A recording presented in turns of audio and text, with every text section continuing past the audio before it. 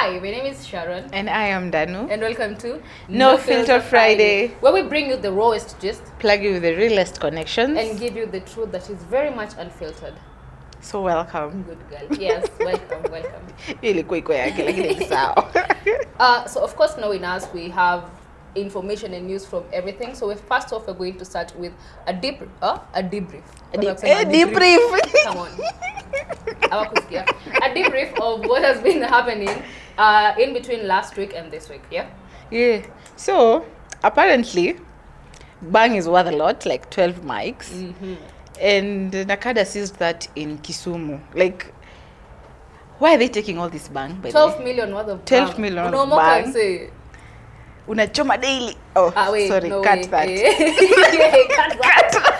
Cut. Nobody had that. All I'm saying, that I've also seen that in Homa Bay, there was a 5 million worth of Bang that was gotten also in a student hostel. Those students, Kenya. Like, no, I need to understand. What are you guys doing, drugs? It was last year the mother from Ngara. Now, like, where do you take all this stock? Because you don't ban it. Pesa. So it's money. At this point, it will just be legalized, in my opinion. But I mean, I'm not a supporter of stuff like that. Anyway, and on a very sad and unfortunate incident, Moi University fraternity lost a student, Peter. Yeah, Peter. Through suicide, yes. And I feel like we should read the letter that he left behind. As sad as it was. Yeah, it was. I feel like suicide is a message to friends, because by the time I decide to take my life, I have spoken to someone about it. I have aired my view either in one way or another. I have probably made a joke about suicide, and it needs to be taken more seriously. That is honestly, because it's just sad losing a first year who barely has achieved much at this point at 19 years old. I think it's something that is very sad. Yeah, it is. It's such a young generation to start thinking about suicide right now. Yeah. Yes. And a bad day or a bad week or a bad month doesn't mean a bad life. Yeah, it doesn't mean a bad life. It gets better. So whenever you have a problem, reach out, talk to someone. There are helplines. You have friends and family. But anyway, to the letter, it said scheduling this because he scheduled the post, then killed himself. So like by the time the post was coming up, he had already died. Yeah. So last time I did this, it was kind of long. Some people even pointed it out. So I will make it brief this time. Case in point, remember that him saying this, Ameshai Jaribu before. Yeah. But anyway, let's proceed. I'm dead as hell. And I don't mean it metaphorically or rhetorically or poetically or theoretically or any other fancy way. I'm dead, straight up. In brackets, laughing my ass off. Sorry, couldn't resist. If you're seeing this, I've been dead for hours, so don't try to contact me. If I were alive, this post wouldn't be up. I officially cancelled my lease on existing. Landlord was merciless anyway. I've slit the contract I never agreed to sign in the first place. I finally stopped feeding the body that was feeding on me. Okay, enough death metaphors in brackets. Anyway, I hope my exit reminds you not of endings, but of the importance of beginnings. Start something, anything, even if it's stupid, especially if it's stupid. The world is collapsing under its own cruelty. People destroy, exploit, and kill, and still call it progress. I could ask you to be better, but I know this play will vanish like every other. That was the first page. The other one was, I've seen enough to know mercy is rare and empathy is treated like weakness. The innocent suffer while the powerful thrive, and that balance has never changed, and I don't expect it will. All I can do is live with the faint wish that the good in humanity, what little remains, might outlast the rot. But even as I write this, I know it's a fragile lie. The world does not get better. It only learns new ways to hurt. Still, I want to die hoping I can only hope for the world I leave behind. This world is cruel. Even now, my soul aches for the innocent who suffer, for the voices silenced, for the lives discarded as if they meant nothing. I hope things change. I hope empathy outgrows indifference, that nothing else. I'll go believing in the possibility that the good we're capable of might one day outweigh the darkness. Though that's easy for me to say, I'm the one living after all. Goodbye, dear friends, strangers, and not so strangers. Be kinder than you need to be. Laugh louder than feels appropriate. And remember, you are somehow miraculously enough. I'm sorry for everything. Toodles. It's the dark humor. Yeah. It's the dark humor. He's making death look funny. It's not funny. But, I feel like no man is an island. Nobody can get through life alone. You need, everybody goes through a gap or a stage that you feel sad and stuff like that. Yeah. So anyway, on another very sad news is the murder of of Rose Muthoni. Yeah. So this is what happened. Alitoka job 10. Akafika mtaa around midnight hapo. So like fight escalate. So the man goes like 2 knives, stabs the wife, and there's a 4-month-old baby, mind you. They have a 4-month-old. And then when the nani anajaribu kusaidia pia akadungwa mkono. No. Okay. Yeah, let that sink in. I am at work grinding.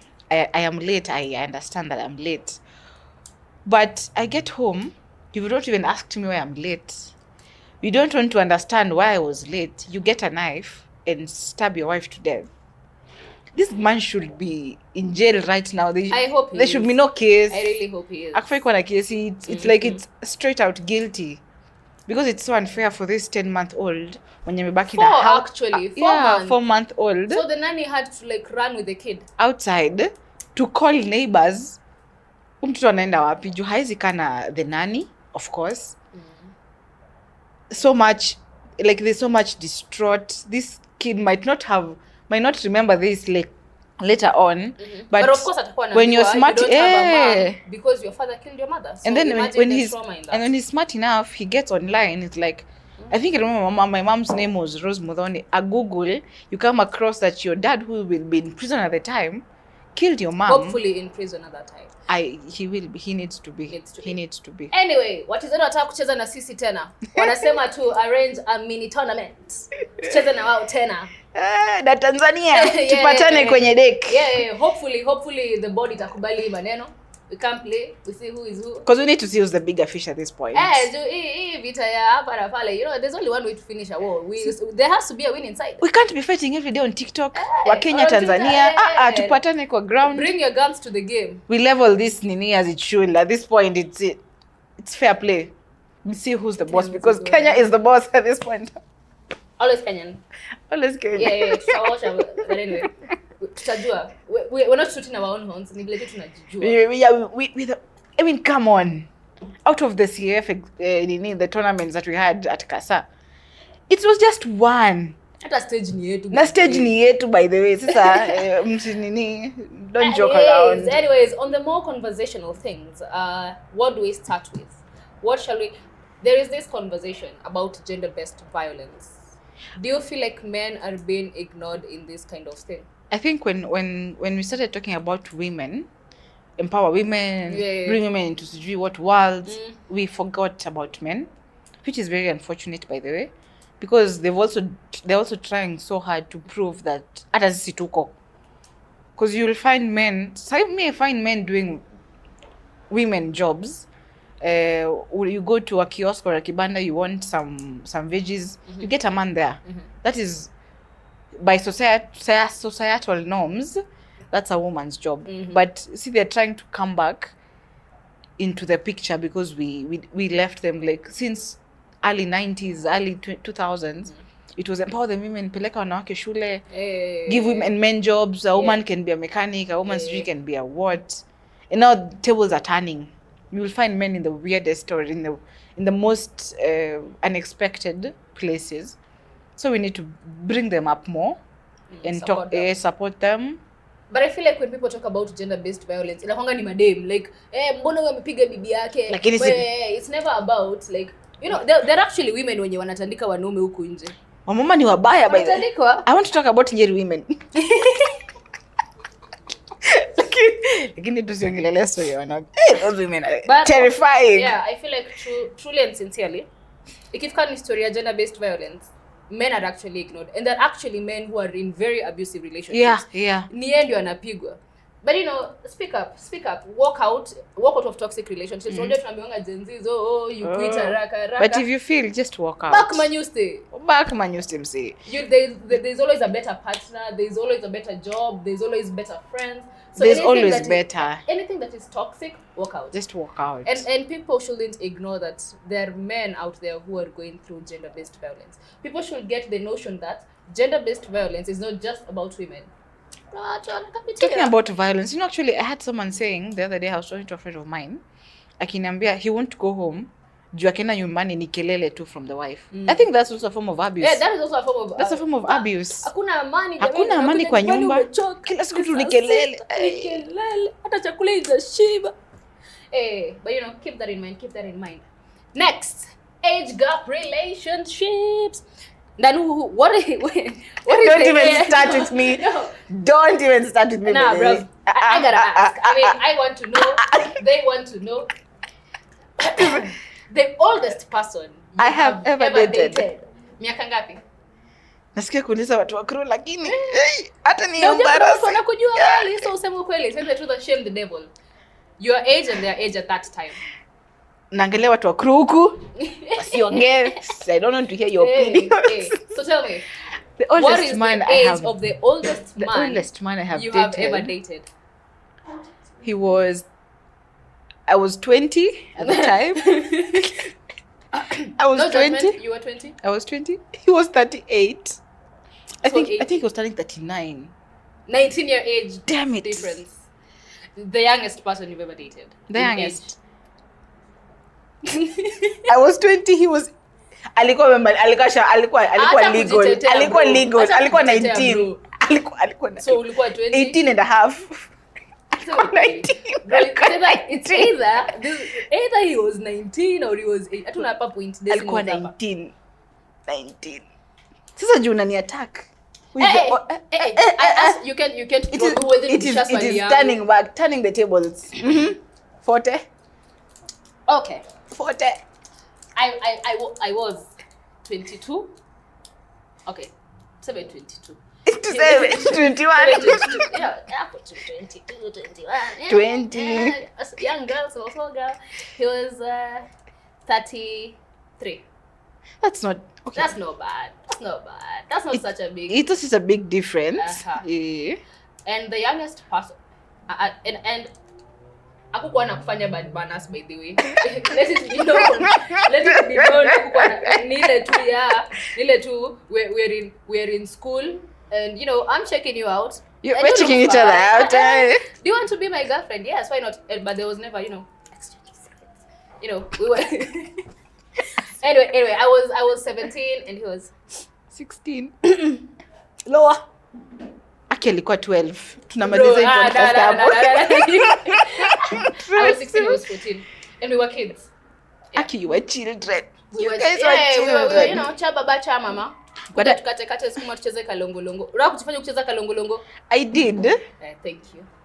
With many boys. With many boys. Many boys, but that is Why am I friends with you, bro? I don't know, I'm cutting you off. Same. Hii podcast ikisha. Let me end But done. jokes ananipenda hizi niacha. Anyway, so my question is, which relationship worked out for you and why did you think it worked out? Was it the one where the guy was older and the age difference was like a tad bit much? No. Before you answer that, would you much rather date an older guy or a younger guy? Older Guy. Why? Day. Because I feel like he's more mature. He's been through things that I have not been through. So as much as he's also dated other women, he has an experience. Hey, retroactive jealousy. I know. Like where Kwa nini? But seriously, look it up. Retroactive jealousy is a thing. Like unajamjua alikuwa naomba mnajuana. I know. So victim, but anyway, proceed. But I feel like him being older, he has learned a lot. He knows how to manage finances. He knows it's okay. Oh, look at you being a gentle lady. Just today, usizoe. He's learned how to become a gentleman. He knows the cues of love because, of course, he has learned them over time. And then him being mature enough, mwenyewe amejiestablished to a particular point that he wants to be. If it is career-wise, hata kama hajafika hapo, he's at least getting somewhere compared to I am 20, mwenye ataka ako 21, both of us are fresh out of campus. We have nothing, we don't have a house. You don't even have the experience for life. Life needs experience. You don't have experience, you don't know where to look for, At least huyu mwenye ako na miaka kidogo, there's something that he knows that he will teach me over that given period of time. So your notion is older men provide you more space for growth. Yeah. Show you how to How grow to do it. and lead you. Okay, I get that. I totally agree with that one. Ama you want to date a young man? Tateseke in Nairobi by the way. No, but honestly, I can't lie. I would much, everybody needs, as a woman, you need, guidance and stuff like that. And let it not be said that I have said that women cannot guide themselves through life. This is me. Quotes. Nah, don't quote me. I'm quoting myself, tafadhalini. But I mean, yes, I would much rather date somebody who is older than I am, somebody who has more experience in life, somebody who knows stuff that I don't know, somebody who opens me up to opportunities and makes me see things that I cannot see because of like, oja, wanasemanga aje kuishi kwingi kuona mengi. Lakini mimi nimeona mengi bro. Na miaka yako kidogo mseni kama miaka 20 lakini experience ya 40 years old. Experience ina gani? So calm down. Next, parenting styles. Yeah.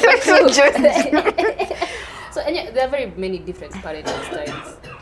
Sisi hatuko ulikuwa na gentle parenting. Mimi nilichapwa msee. Like you hata hujafanya okay umefail exams. Okay, mostly either you fail exams. Ujosha vyombo umeenda kucheza, you're not listening. Unaongeleshwa lakini sijui kichoko iko wapi.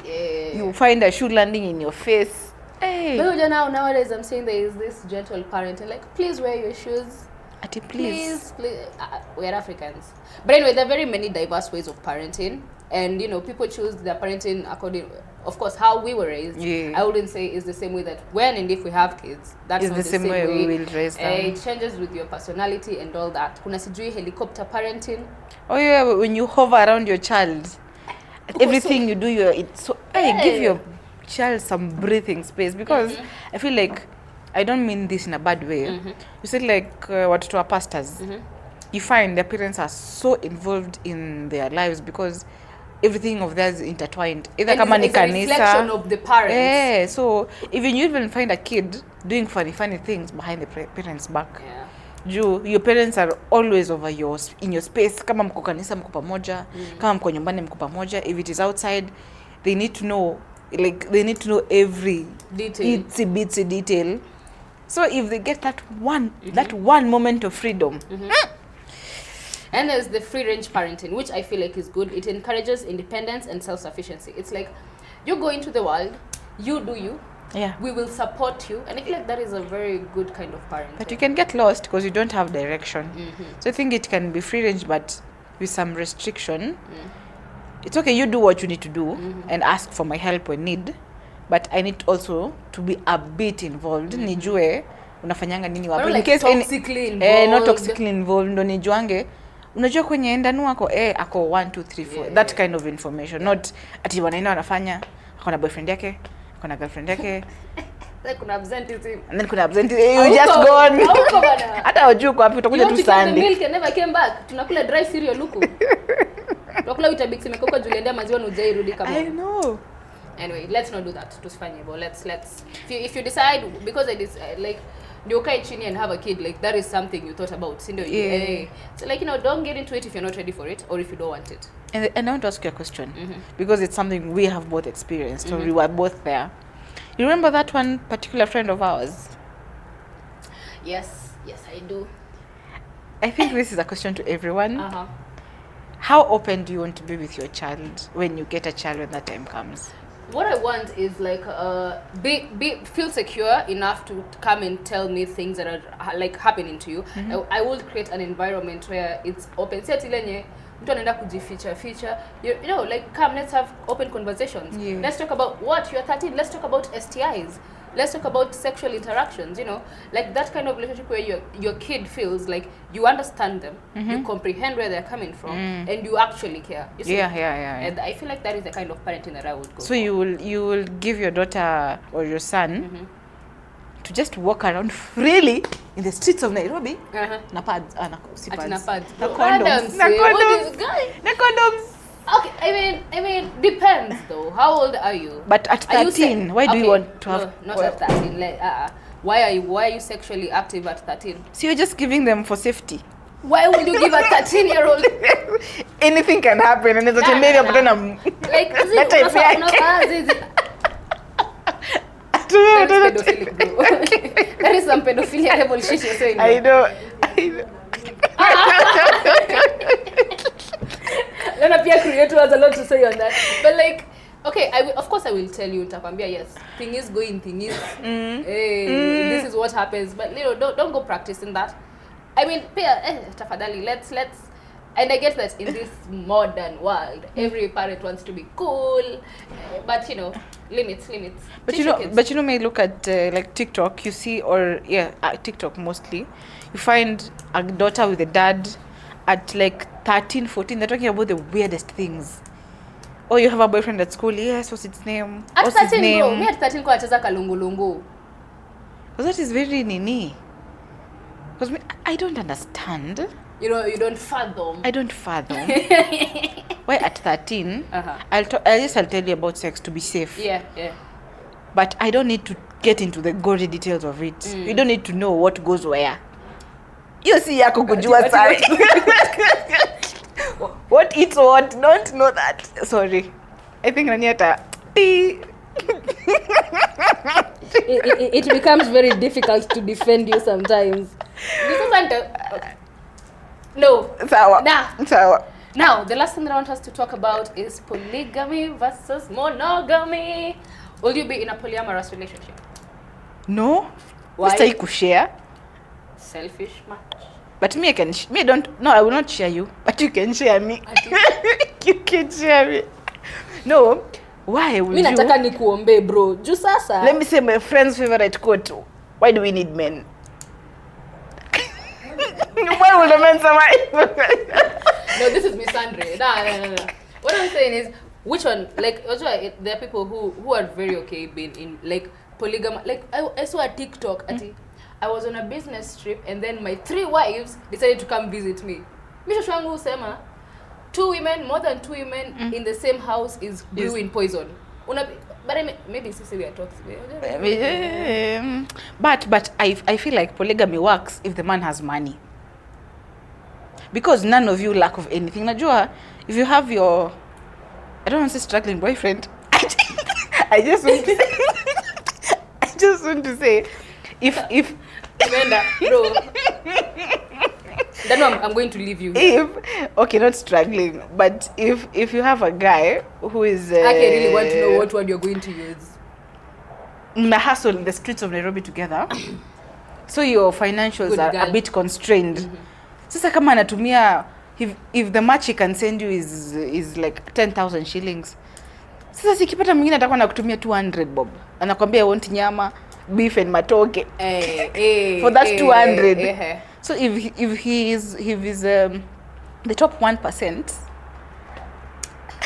if he's in the top 1%, at least we know he can afford he can buy your house, he can accommodate you. Wait. So if you had like a very rich man, like when I say I mean affluent, is it Dangote or Dangote? Dangote. Yeah, type. You will consider a polygamous Me, marriage. you and my friends, we can come together. Bro, utakula ngumi sasa vile unaendelea. Answer my question. If you have money, me, you and 16 others. In the same house? No, me have my own house in some nice. So ni kila mtu na siku yake. Kila mtu na. You can come stay at mine. Then tomorrow go you can bring your favorite wife. Why are you Why are you like this? No, but for real though. Now, ngoja kwanza tutachana na mambo ya kuongelelea. Why are you like this? Because I love you like that. They dropped you as a kid. I think they did. Anyways, guys, before we drive, before we forget, she's driving things like. Yeah. I want to say before we drive off and then just remember like M-Pesa balance pale kidogo imekata tununue Mercedes Benz. So Vezill, let's talk about Vezill for like a minute. Yes. Vezill is wonderful, and like we said in our previous podcast, this is an opportunity for you to grow. Everyone with to grow with no qualifications, nothing. All you need is your phone or your laptop. Log into Vezill, create an account. Yeah. You will find dozens and dozens and dozens of digital products. Yeah. Choose your best. You can watch it. use it for your own consumption. Yeah. And you feel like you're an entrepreneur and you know you can actually sell it. Actually, uza, hata si you can sell it. Subscribe for the reselling rights. You get a reselling rights. Bye. Kunywa maji. Yeah, but really for real, you should really get on Vezill. It's a digital, as she has said, a digital marketplace. You can either be a creator or a trader. Enda pale, nunua product, resell. Unakaa tu hivi chini, pa, M-Pesa balance. Inarudi kwa simu yako. Yeah, that has been our time. My name is Sharon. And I am Danu again. And I hope we'll see you guys again. And hopefully by the time you come back, like, she'll be, the cuckoo one will be fine. Nimekunywa dawa. Bye guys, bye. Adios, ciao.